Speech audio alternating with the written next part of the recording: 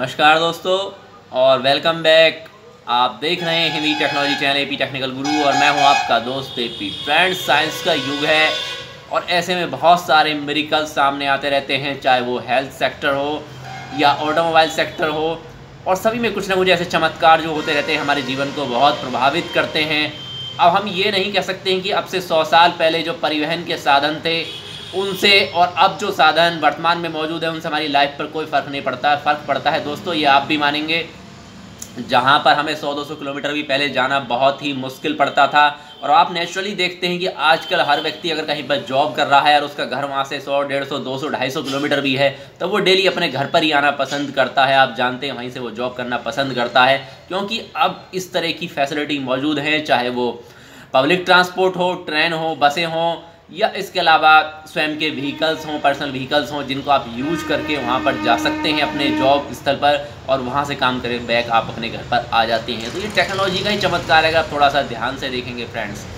और अब भी आप जानते हैं कि अगर हमें 2-4 हज़ार किलोमीटर या 10,000 किलोमीटर जाना है तो हम जो विमानों का प्रयोग करते हैं उनके द्वारा हम पहुंच जाते हैं घंटों में। अगर पहले इसी चीज़ पर हमें जाना होता तो हमें कितना टाइम लगता, आप सोच सकते हैं कितना लंबा टाइम लगता कि 100-200 किलोमीटर भी जाना पहले बड़ा ही मुश्किल पड़ता था। मैंने सुना है इस तरह के किस्से कि पहले लोग बाग जब तीर्थ यात्रा वगैरह करने जाते थे तो उन्हें महीनों महीनों गुजर जाते थे। अगर के लंबे स्थान पर तीर्थ यात्रा को जाना होता था या व्यापार भी करना होता था तो उन्हें जंगलों में से या ऐसे स्थानों पर जाना होता था जो काफ़ी खतरनाक होते थे, और वहाँ पर जाने में उन्हें बहुत लंबा टाइम लगता था। उनकी सुरक्षा का कोई भी इंतज़ाम नहीं होता था और वो आश्वस्त नहीं होते थे कि जिस सुरक्षा से वो जा रहे हैं उस सुरक्षा से वापस आ सकते हैं।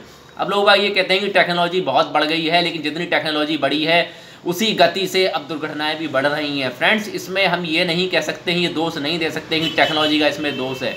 हम कह सकते हैं टेक्नोलॉजी तो एक यांत्रिक चीज़ है, हम उसका प्रयोग किस माइंड से करते हैं वो उसके ऊपर डिपेंड करता है कि हमें सुरक्षा उसी पर डिपेंड करती है। खैर, हमारा आज का ये टॉपिक नहीं है। हमारा टॉपिक है कि आज जो नए मिरेकल्स आने वाले हैं उसके बारे में हम बात करने वाले हैं। फ्रेंड्स देखिए, अब टेक्नोलॉजी का मेन मकसद है, चाहे किसी भी सेक्टर की टेक्नोलॉजी हो, हेल्थ सेक्टर हो, एनवायरनमेंट सेक्टर हो, ऑटोमोबाइल सेक्टर हो या रक्षा क्षेत्र हो, वहाँ पर हमारा सबसे बड़ा फैक्टर ये होता है कि प्रदूषण की जो समस्या है उसे दूर किया जाए, इस तरह की टेक्नोलॉजी विकसित की जाए। क्योंकि प्रदूषण केवल एक स्तर पर नहीं होता, हमारा हेल्थ तो उसके साथ ख़राब होता ही है, हमारी प्रकृति उसके साथ ख़राब हो रही है, हमारा उसके साथ जो वातावरण है उसमें बहुत सारी ऐसी प्रॉब्लम्स हो रही हैं कि हमें चारों तरफ से रोग घेर रहे हैं। तो इन सब के लिए सभी टेक्नोलॉजी पर ध्यान दिया जा रहा है। और आप जानते हैं सबसे ज़्यादा प्रदूषण किस चीज़ से होता है? अगर मैं आपसे पूछूँ फ्रेंड्स, सबसे ज़्यादा प्रदूषण होता है आजकल परिवहन से। उसकी बहुत सारी दिक्कत हो सकती हैं कि, और ख़ासतौर से आप भारत में देखिए, या कह सकते हैं जो भी विकासशील देश हैं उनमें सभी में ये प्रॉब्लम्स हैं दोस्तों।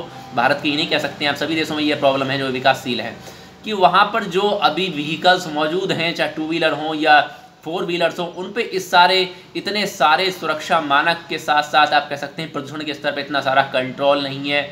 वहाँ के आप कह सकते हैं सिस्टम का ये थोड़ा सा एक माइनस पॉइंट है कि वो उन पर ध्यान नहीं देते हैं। उसका खमियाजा किसको भुगतना पड़ता है? हमें और आपको ही भुगतना पड़ता है। लेकिन साइंस इसके बारे में, हमारे साइंटिस्ट इसके बारे में बहुत अच्छा काम कर रहे हैं। आप जानते हैं बहुत सारी जाम की समस्याएं हैं, इसके अलावा बहुत सारी पेट्रोल आदि की समस्याएं हैं जो महंगा होता जा रहा है। और आप जानते हैं जो जीवाश्म का ये ईंधन है, एक ना एक दिन आपने बुकों में पढ़ा होगा कि एक ना एक दिन ये पृथ्वी से इसके भंडार खत्म हो जाए तो वैकल्पिक ऊर्जा पर अवश्य जाना पड़ेगा फ्रेंड्स। तो इसी बारे में काम करते हुए वैज्ञानिकों ने अब ज़बरदस्त एक इन्वेंशन किया है। फ्लाइंग टैक्सी तैयार की गई हैं जापान में दोस्तों, और उनकी टेस्टिंग भी चल रही है। आपने इस तरह की न्यूज़ सुनी भी होंगी दोस्तों, ये रियल न्यूज़ है कि इस तरह की टैक्सियाँ तैयार हो रही हैं और उन पर परीक्षण चल रहा है। हालांकि अभी संभव है कि 1-2 साल इन्हें लग जाएँ नॉर्मल प्रोडक्शन में आने में।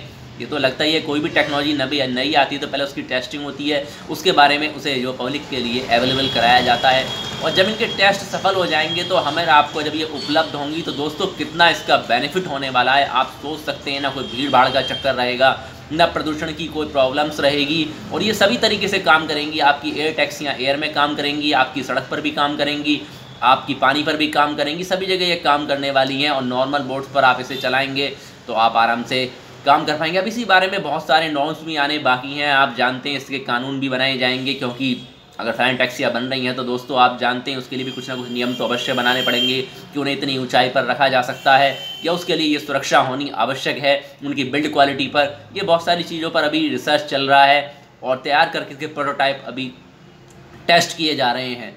और दोस्तों ये बताया जा रहा है कि इनकी स्पीड हवा में भी काफ़ी अच्छी होने वाली है, लगभग 200 के आसपास इनकी हवा में स्पीड होगी। इतनी स्पीड तो नहीं होगी निश्चित रूप से जितनी एरोप्लेन्स या हेलीकॉप्टर्स वगैरह की होती है, उससे लिमिट में ही रखा जाएगा इसे। और फिर इनके परिवहन का पूरा एक पथ भी तैयार किया जाएगा कि अगर इतनी ऊंचाई पर आपके अन्य एयरक्राफ्ट वगैरह उड़ते हैं उस ऊंचाई पर इन्हें ना परमिशन दी जाए, इनके लिए एक अलग ही गंतव्य बनाया जाएगा दोस्तों।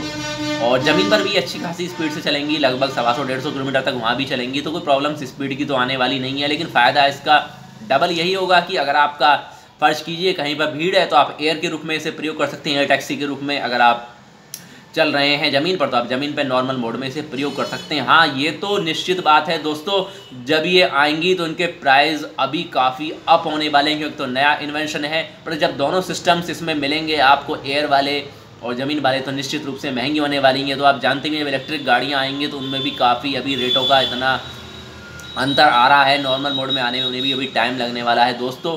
फिलहाल इसके बारे में ये तो थी हमारी आज की जानकारी। आपको जानकारी कैसी लगी?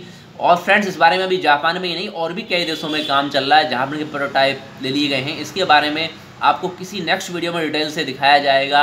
इस तरह की वीडियो आपको दिखाई जाएंगी, क्या इन पर वर्क चल रहा है, किस तरह के प्रोटोटाइप पे काम किया हुआ है और इनके रिजल्ट्स क्या आ रहे हैं, सभी आपको बताया जाएगा नेक्स्ट वीडियो में। तो आप इंतजार करें नेक्स्ट वीडियो का।